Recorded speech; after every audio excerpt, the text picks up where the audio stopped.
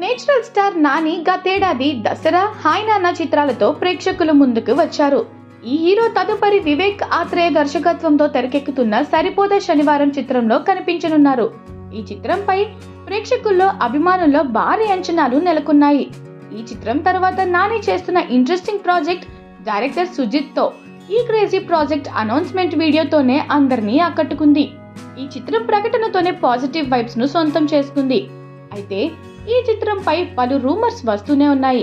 ఇప్పటికే బడ్జెట్ కారణాల వలన సినిమా ఆగిపోయిందని కొందరు చెబుతుండగా, ఇప్పుడు మరొక వార్త సోషల్ మీడియాలో వైరల్ అవుతుంది.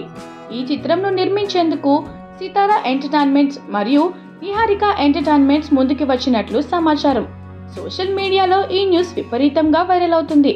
అయితే వీటిపై క్లారిటీ రావాలంటే మేకర్స్ నుండి అధికారిక ప్రకటన రావాల్సింది.